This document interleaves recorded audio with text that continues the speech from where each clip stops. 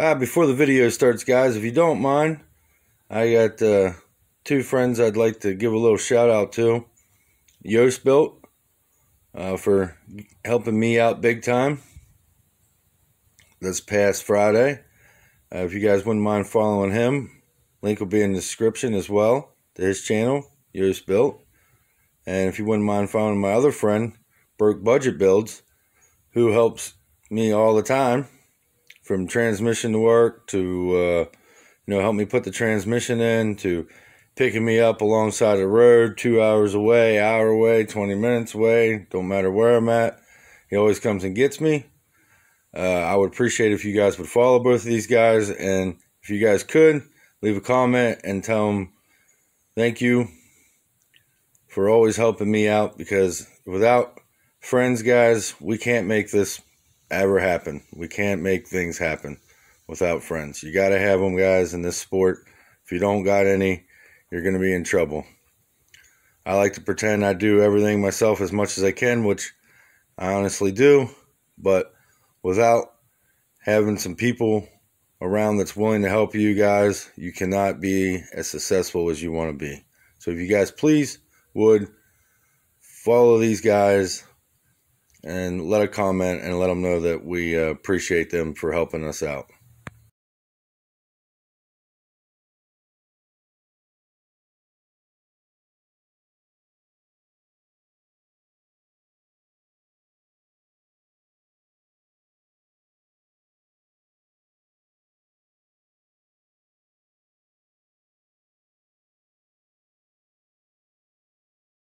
As you can see, everything's back off again.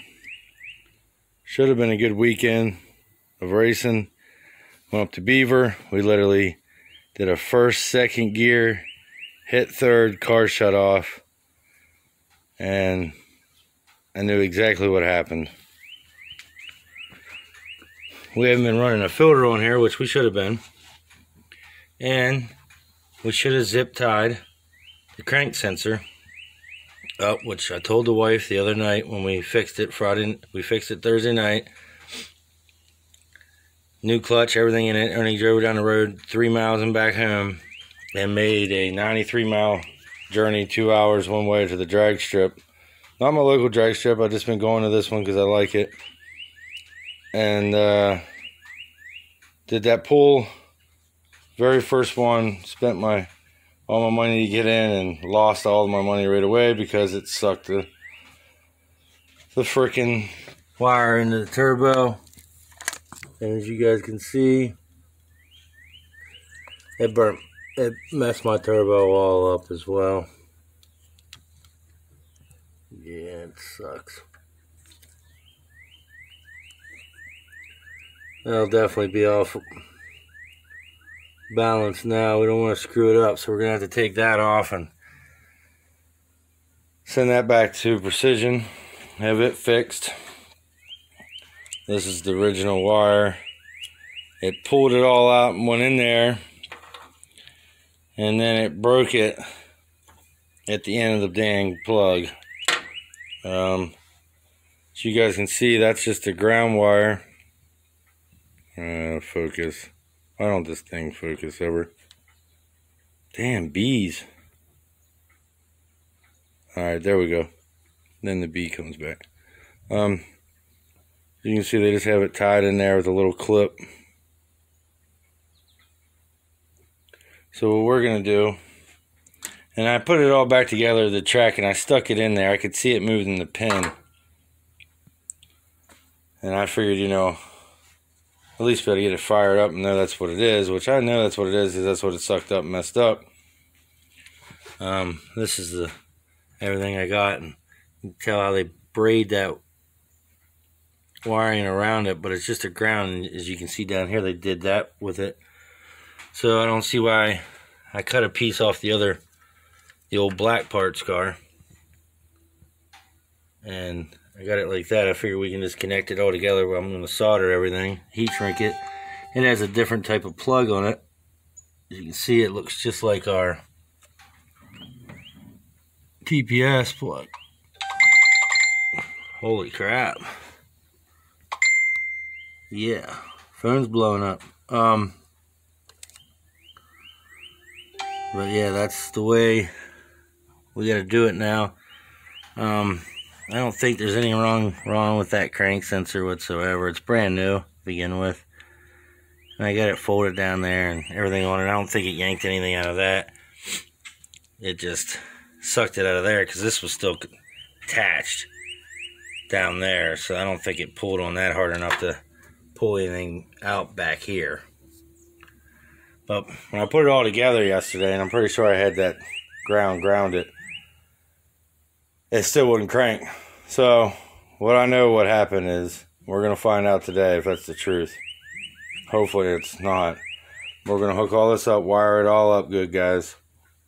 If it still doesn't crank over and start, we're going to pull the ECU out, put a stock ECU in it, because it's a plug and play harness. If it starts, well, it might not start because I got 1000cc injectors in it. I'd have to put the stock injectors in it, but if it cranks over and tries to start, it may start for a couple seconds. But if it does any of that, then I know my crank triggers are burnt out in my Megasquirt 1. Because when it went up in there and hit, like this, or this, I guess would be this side, probably caught in there as well. That would have grounded these two wires. Once these two wires are grounded, you literally, yeah, once them two wires are grounded, you literally ground the ECU. Once you ground the ECU, it normally burns out the chips in them, like the little JC chips or whatever they're called. I can't get all the technical names for you guys, but I'm 100% that's what happened. So we have the Megasquirt 3X, which everyone's been wanting me to hook up, and we should hook up. I just don't want to pay for the money to get it tuned. It's money I don't have. So I gotta, like, you know, do I want to hook the Megasquirt 3X up or don't I? I've been secretly starting the plug and play on it. Now I wish I wouldn't have cut the wires, because I think it's like right here's your crank. Okay, there's your silver, is your ground. Damn it. That wire right there, just like it is, and there's your ground. And then you just gotta get the black and the yellow white. So one's a signal and something does something else, I think. But don't listen to me when it comes to wiring. I'm not that smart with it. So I done cut that. There's the excess of wires, because I was just going to make it a plug and play. I could probably still extend that wiring, right? And just cut a lot of plugs and just make my own damn harness. You know what I mean? Because that's what that was intended for. And I was like, nah, I'm just going to make it a plug and play. Now I don't know what I should really do. But yeah, I figured show you guys that. I'm going to get the soldering, and we'll crank it up, see what happens. And then we'll go from there, and step by step until we figure this shit out, guys. Okay, we just fixed all that, soldered everything, and then electrical taped it. I got some shrouding to put around it once I know everything works. Now this is still with the Megasquirt that we're going to try to start it with. Let's give this a try. It could have been in the ground, the reason why I couldn't fix it at the track. Thank God for Yoast-Built, man. He came and got me all that way. Brought me all the way home, and had to travel all the way back home. Thank God we make friends, guys. You gotta have friends everywhere. Wish me luck. Oh boy. It literally was just that wire.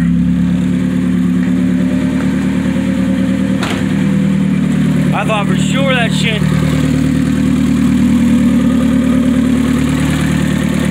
messed up the ECU. As you can see, all this does is, damn it, goes to a braided line in there. And I had that together, had this place together, but this right here popped out of here. It didn't have the connector anymore to put it back in. I tried to just lay it in there to get it to start, but apparently not a good enough ground at the track because that plug being jacked up. Put a new one on it today, and there we go. What's the turbo look like? Actually don't look bad. We gotta send it back anyway, so who knows? I might go make some fucking boost in it.